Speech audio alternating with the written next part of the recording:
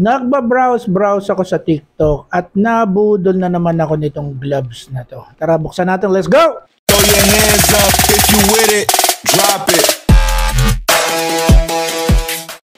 So, noong 2023, nakadalawang gloves ako na pareho kong hindi ginagamit.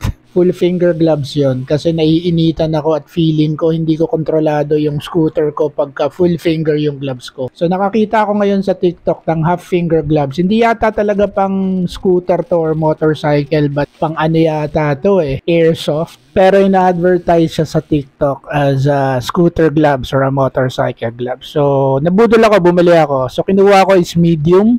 So medyo nagulat ako kasi pagbukas ko inaasahan ko kasi scooter glove to, yung pala airsoft gloves, pero mukhang okay naman siya. Ang kinuha kong size is medium. Pinili natin to nga pala sa UniAce for 149 pesos only.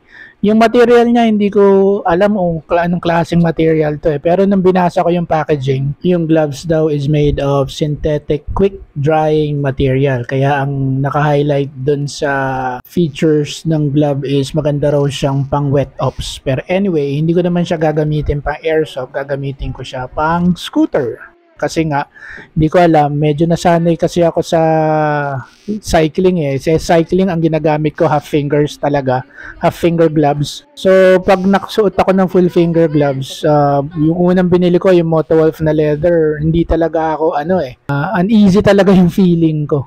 And naiinitan ako. And after a long ride, parang napakasakit ng mga daliri ko. I hope this gloves is better fitted for me. So, binasa ko yung mga comments ng mga bumili rito medyo malaki raw yung size kaya medium lang yung kinuha ko. And eto nga, finifit ko siya. Feeling ko maayos na maayos yung fitting sa akin. Shoot na shoot Gustong gusto ko rin yung dalawang velcro strap nito. Lalo na yung sa may dulo ng gloves yan Kasi pagka finasen mo yan, parang kapit na kapit yung gloves sa kamay mo. Tapos may reinforcement pa yan kasi meron pang second velcro strap yan sa gitna, which gustong gusto ko rin kasi pag finasen mo lalong kakapit yung glove sa kamay mo.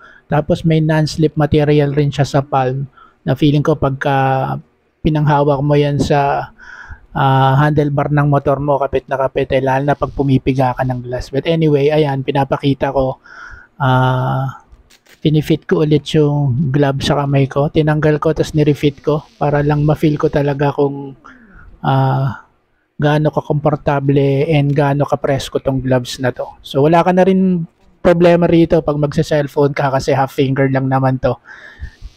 So hindi may impact yung pag pindot-pindot mo sa button ng cellphone mo, di ba? So ayan ganda ng fit. So anyway, so yun, sinare ko lang sa inyo tong airsoft gloves na pwedeng pang motor.